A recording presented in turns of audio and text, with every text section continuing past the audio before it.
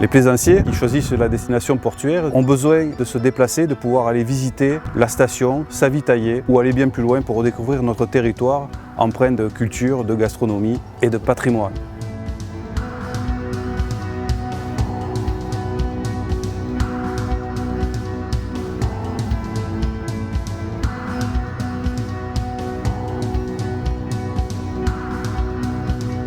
Voilà, je vais faire une balade de visite autour de Gruissan avec des segways.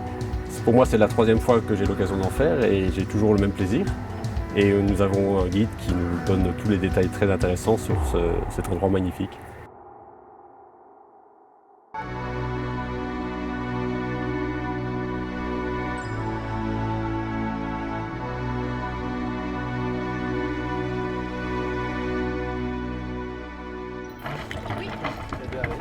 C'est par l'itinérance que le plaisancier, au cours de son périple, vient faire escale dans une destination portuaire, dans un port.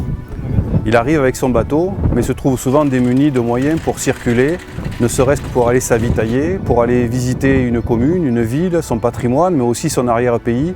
Le port a décidé de lui offrir des moyens de circulation douce, avec des vélos électriques, pour pouvoir se déplacer.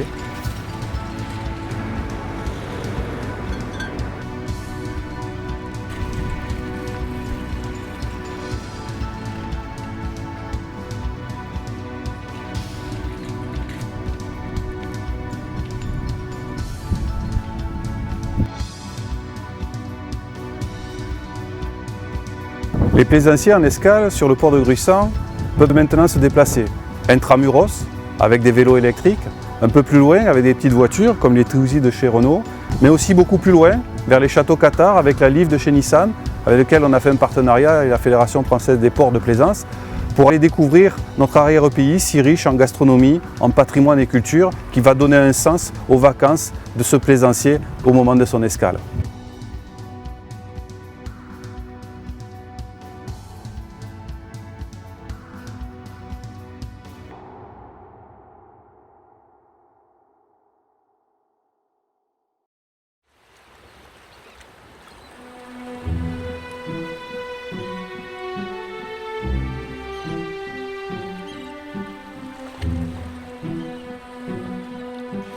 Le village de Gruissan. Il se construit en circulade autour du rocher et de son château seigneurial dès l'an 1000.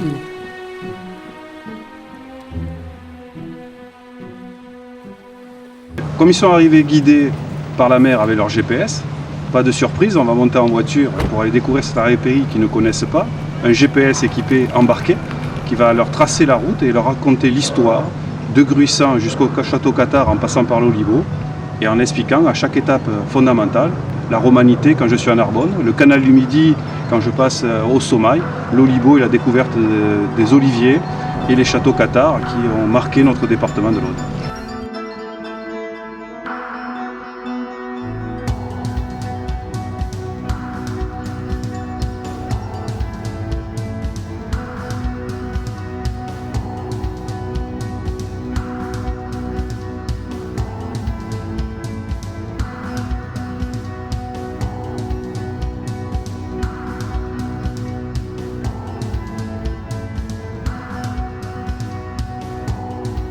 Construit en circulade autour du rocher et de son château seigneurial dès l'an 1000.